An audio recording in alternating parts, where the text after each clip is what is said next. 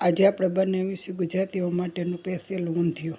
તો આપણી પાસે શાકભાજીમાં રીંગણા છે ને ફૂલકોબી છે, ગુવાર છે, ટમેટાં છે, વટાણા છે, ચોરાફરી છે, પાંદડી છે, મરચું છે, બટેટું છે, ધાણા ભાજી છે, મેથીની ભાજી।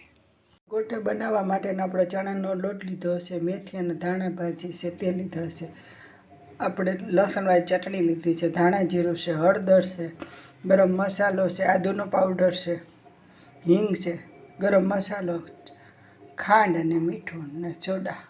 તેલનું મોણ નાખીને આપણે લોટને બાંધી લેશું। તો આ રીતે એક આપણો અડધો ચમચી છે તે તેલ નાખી લેશું। તો આપણે પાણી ગરમ મૂકી દીધું છે, પાણી ગરમ થઈ ગયું છે તો ગોટાને આપણે નાખી દઈશું। તો આ રીતે આપણે બધા ગોટા નાખી દઈશું। તો આપણું પાણી ગરમ થઈ ગયું છે તો આ રીતે આપણે ગોટાને બધાને નાખી દઈશું પાણીની અંદર। તો આ રીતે આપણે બધા ગોટાને ગરમ થવા દઈશું। તો આપણે ગોટા બધા ઉપર આવી જાય તો આપણે ગોટાને કાઢી લેશું।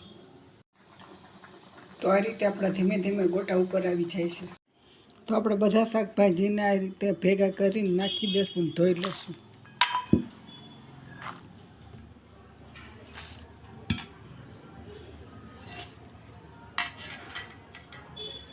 તો આ રીતે આપણે તેલ મૂકી દીધું છે, રાઈ જીરું ને નાખી દીધા છે, ત્યાર પછી બધા શાકભાજીને આપણે નાખી દઈશું। તો આ રીતે બટેટા નાખી દીધા છે, હવે આપણે ફૂલકોબી ભરેલું મરચું નાખી દઈશું। ત્યાર પછી આ રીતે બધા શાકભાજી નાખી દઈશું। તો આપણે ટમેટાને નાખી દીધા છે, ત્યાર પછી મસાલા કરી લઈશું। હળદર, ધાણા જીરું, ગરમ મસાલો, તો આ રીતે એક ચમચી ગરમ મસાલો। તો આ રીતે આપણે બધા મસાલા રાખી દીધા છે, ત્યાર પછી આ રીતે આપણે બરોબર હલાવીને ધીમે ગેસ ઉપર સળવા દઈશું। વરાળમાં આપણે ઉપરથી પાણી મૂકી દઈશું। તો આ રીતે આપણે શાકમાંથી આપણે ડીશ રાખી દીધી છે અને ધીમે ગેસે આપણે સળવા દઈશું, ઉપરથી પાણી નાખી દીધું છે। તો વરાળમાં આપણું શાક સરસ સળી જાય છે। તેલ આપણું થઈ ગયું છે તો ગોટાને આપણે તળી લઈશું। તો ગેસને ધીમે તાપે તળીશું।